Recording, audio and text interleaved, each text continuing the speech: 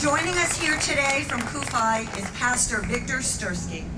He is Eastern Regional Coordinator for CUFI, an author, a longtime pro-Israel activist, and a frequent speaker at religious and advocacy organizations and college campuses across the nation. Please join me in welcoming Pastor Styrsky.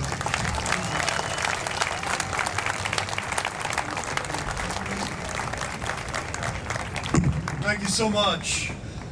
On November 12, 1939, just 2 days after Kristallnacht, and while cities throughout Germany, Austria, Czechoslovakia were still smoldering, more than 100 Nazis were gathered for a meeting on the Jewish question. It was hosted by Hitler's right-hand man, Hermann Göring. 3 decisions were made at the meeting concerning the violence and the destruction committed during the night of Kristall. First of all, the Jews would be held responsible for the pogrom and ordered to clean up the city and make repairs. Secondly, the massive payments owed by insurance companies to Jewish property owners would not be collected by the Jews, but confiscated by the Nazi state.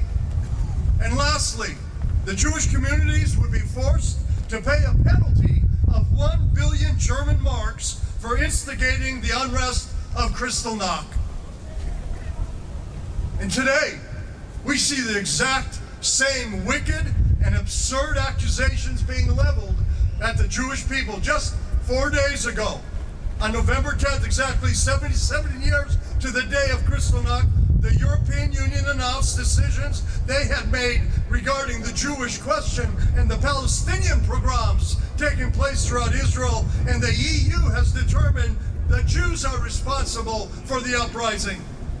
And the Jewish nation of Israel should be financially penalized for instigating the unrest, as Senator Rubio mentioned, through the EU's forced labeling and, in effect, boycotting of Israeli products from Judea and Samaria. The madness continues. Joining and leading the European Union are certain Christian denominations whose voices are also demanding boycotts against the Jewish nation of Israel. These Christian brothers and sisters of mine speaking out against Israel today are the direct ideological descendants of yesterday's Christians whose voices were silent and whose doors were closed to the plight of the Jews during the Shoah. And so tragically, throughout history, it's most often been the carriers of the Christian flag who were the fiercest enemies of the Jewish people. Benjamin Disraeli, the only Jewish prime minister Great Britain ever had, sums up the history and the Jew and Christian very well, and I quote him. He says, "The Jews are a nervous people, a nervous people. 1900 years of Christian love has taken a toll on us." I understand that the living cannot really forgive on behalf of the dead. But this evening, on behalf of the now 2.5 million members of Christians United for Israel, we ask God, and we ask you, our Jewish brothers and sisters, to please forgive us for the sins of our fathers. There's no restitution we can bring. How could there be? Nor can we change the past. But there are millions of us who are doing everything we can with the rest and the best of our lives in building a new future with you. And we make you this promise. Never again will the Jewish people stand alone. Never again will you say there is no one for you. Our commitment to you is not guilt-driven. It's not based upon a heretical end-of-days theology, nor is it a hypocritical smokescreen of affection while secretly scheming to turn you all into Christians. Listen to me. I've been a pastor for over 30 years. Believe me when I say most of us are doing our best to try and turn Christians into Christians these days. Our ratio of mashuganas is insane and humiliating, and you know it. But millions of us are literally working day and night in our homes and in our churches to assure you the next 100 years of support as we teach our children and our children's children that the Jewish people are a light to the Goyim.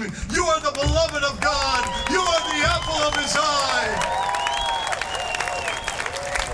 In the last 90 days, Christians United for Israel, CUFI, has grown by over 210,000 new members. And through our CUFI on campus chapters, we are now working on over 300 universities, reaching thousands of students across the nation, equipping them to battle BDS, anti-Semitism, and teaching them how to fearlessly advocate for Israel on their campuses and on Capitol Hill.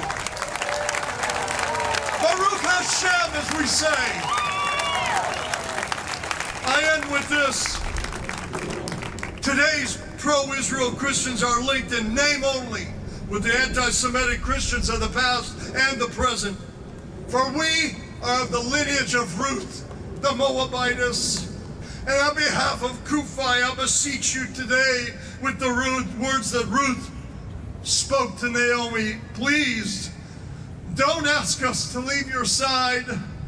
Don't push us away from standing with you, for wherever you go, we will go, and wherever you stay, we will stay, and your people will be our people, and your God will be our God, and where you die, we will die. We'll be buried together. You are not alone. I'm Israel.